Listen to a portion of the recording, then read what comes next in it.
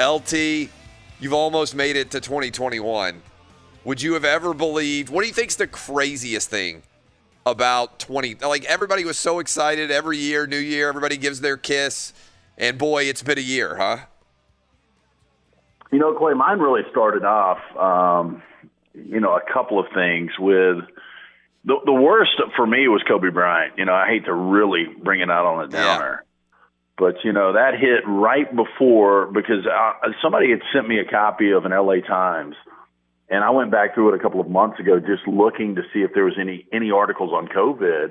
And like on the back page, that entire LA Times was devoted to Kobe Bryant and his death. And there was one small article talking about this new coronavirus that had hit Orange County, and there's 2 positive tests. Yeah. And, that's back in late January. And since then, it's just been it's been a show, man, the wrong kind. And I think everybody's ready to get this year over. And, thank God we had football this year, what seems to be the longest football season of the year. And we're just rolling into the college football playoff. And, obviously next week we've got the NFL postseason. But, man, for me, the biggest down moment was before all of the coronavirus, and that was Kobe Bryant. Yeah, it's interesting you mentioned the Kobe Bryant, because we were at the Super Bowl down in Miami when that news broke. And that was Super Bowl week, if I remember correctly, that Sunday before the Super Bowl, 1 week beforehand, I think. Maybe it was the Saturday. It was.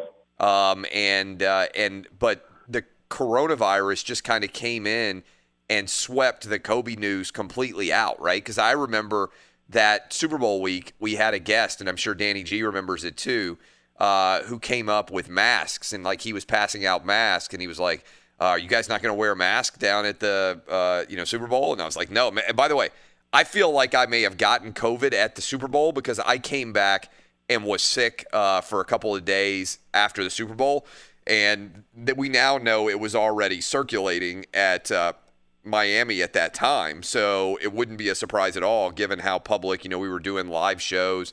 A lot of people were coming in from San Francisco. I was shaking a ton of hands. Like that, that wouldn't shock me at all if I had it all the way back in February. That's the only time I've really been sick in this year, thankfully, and been aware of it. But I wouldn't be surprised at all if it was already circulating then.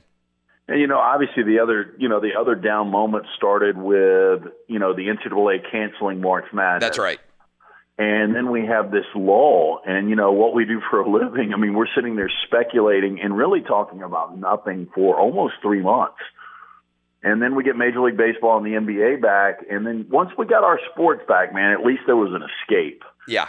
And, and then once we got into football season and, there was that unknown, I guess it was that first, I think it was a Tuesday where the Big Ten said, we're not going to play football, and the Pac-12 followed. And thank God for guys like Greg Sankey. And we knew the NFL was going to push through, but, college football was just such a relief to have this year. And now we've still got, a handful of bowl games and 3 really meaningful games. And, then we'll go straight into the NFL postseason, and, hopefully 2021 will be better for everyone.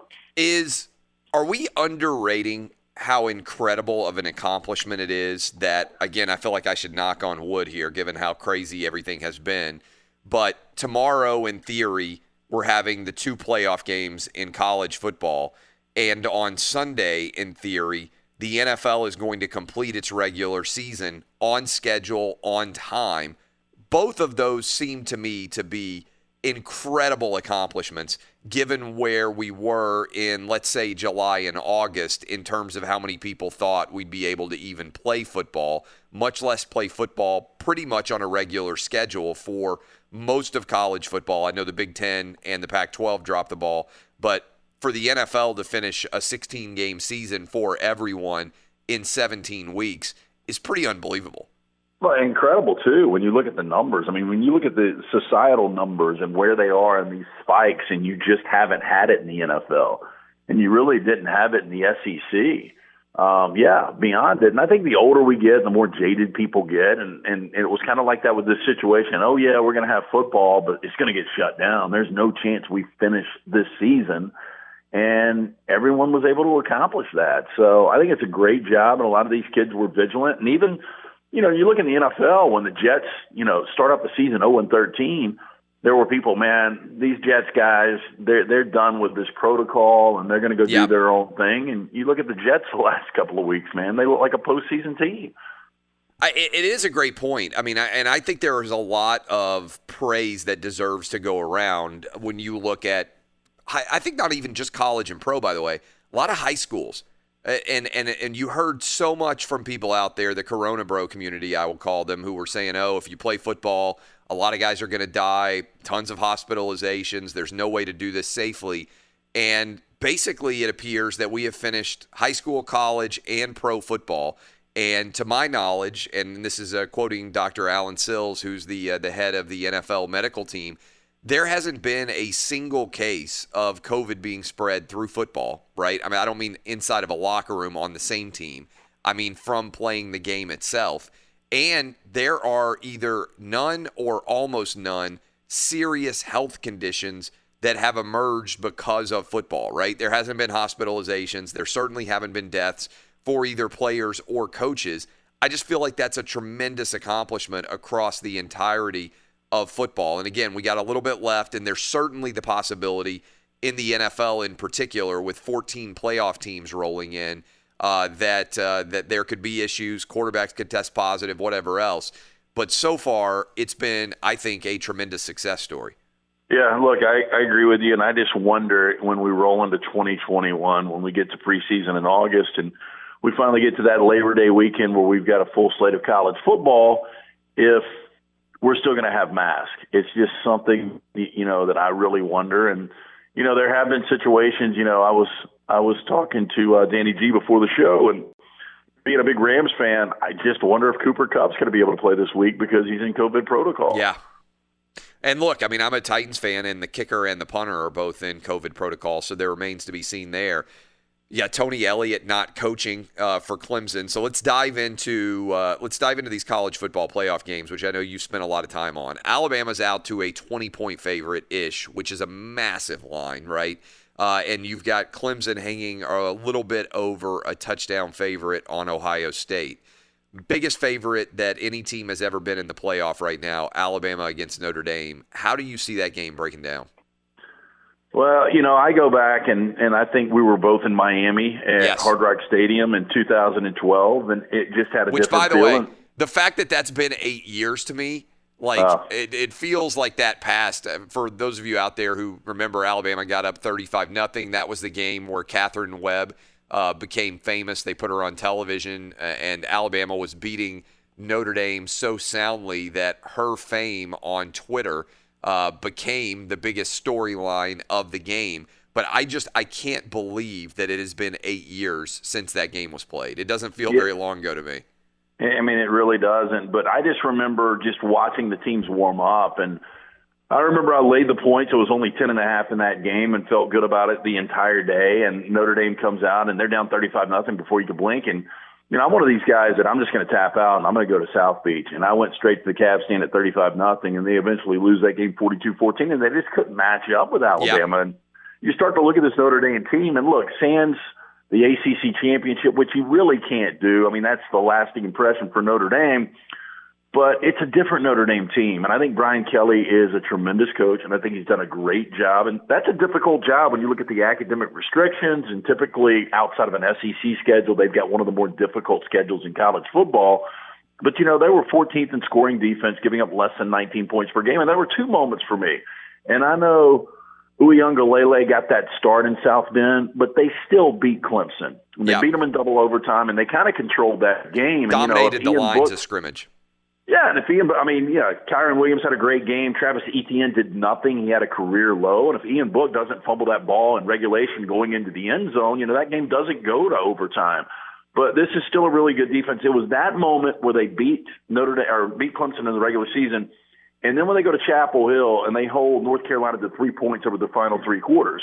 Look, Sam Howell's a really good quarterback. He's a borderline elite college quarterback. Mac Brown's a really good coach. They've got two 1,000-yard backs. I know it's not an elite offense, but it's a top 20 offense. So those two things showed me that Notre Dame was a legitimate team. Now, are they going to be able to hang with Alabama? Probably not. It goes back to what I saw in the SEC championship game. That number dipped down against Florida to 15.5. It opened at 17.5. It came back at 15.5. Everyone I talked to said Florida's going to get blown off the field. Now, this is not the Florida team we were talking about last night with the 9 starters opting out. Florida was a legitimate team. And, Florida was able to hold it. Although Alabama controlled that game, they kept it within a possession there to end it. I don't think Notre Dame will be able to keep it within a possession. But if you're giving me 20 points, to me, at least right now on the surface, with Kyron Williams, a guy that's got 6 100-yard games, Ian Book, a quarterback that's got a ton of intangibles, and what they've got on that offensive line, I just think it's too many points.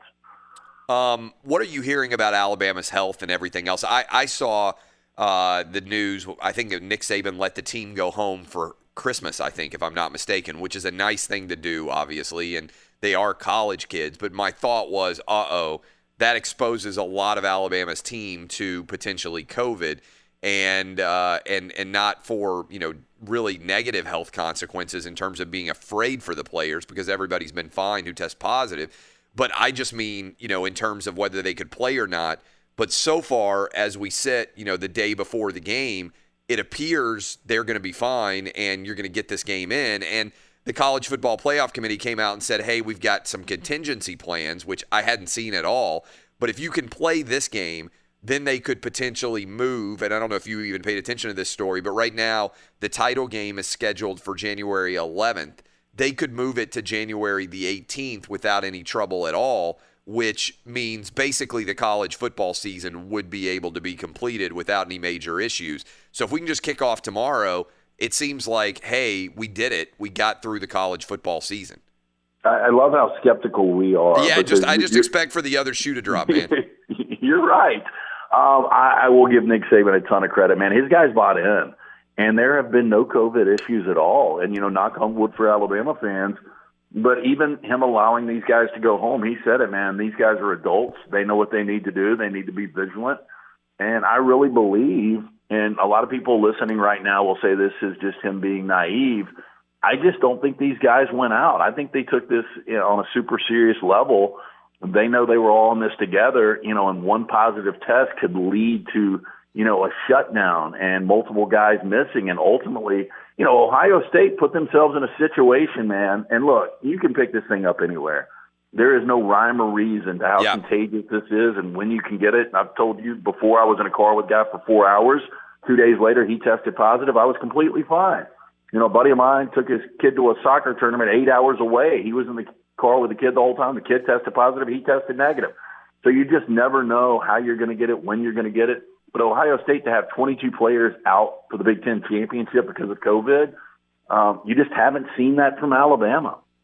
It's interesting you bring that up. Obviously, Nick Saban tested positive and wasn't able to be on the sideline for the Auburn game, if I remember correctly. I did forget that. There was the one storyline coming into this season that a lot of people talked about. Well, for whatever the sport is, they have said there's going to be an asterisk. There's not going to be a normal champion. I actually think if Alabama goes 13-0, you could make the argument that Alabama is one of the best teams of all time, not only because they'd be 13-0 and undefeated, but because they would have won 11 SEC games and then beaten 2 more Power 5 conference teams in the playoffs. You can argue Alabama's 13-0 would be the strongest resume and record of all time in college football, LT. And if you add on the challenges of COVID, far from there being an asterisk of negativity associated with a championship because of this, abnormal 2020 that we're in, I think this is maybe the greatest champion you can argue. I agree with you 100%. Last year, I was totally convinced after watching the national championship that LSU was the best team that I had seen in the history of college football. Yep. And that slew of wide receivers led by Jamar Chase and Joe Brady, what he was able to do dissecting defenses, and Joe Burrow just out of nowhere having the greatest season in the history of college football. That, to me, was the best team that I had ever seen. But you look at this Alabama team, and going back, I just mentioned the SEC championship game. That was the only game that was a single-digit game, and Alabama controlled that entire game. And that Florida team was really, really good. But you start to look at an Alabama team that averages right at 50 points per game. an Alabama team after that Ole Miss game. It seemed like they really got the defense adjusted. The last 7 regular season games, this defense has only allowed 3 rushing touchdowns. And, oh, by the way, they've got 3 of the Heisman finalists. I know Najee won't be there, but Devontae Smith more than likely is going to win the award. Mac Jones is more than likely going to be the runner-up.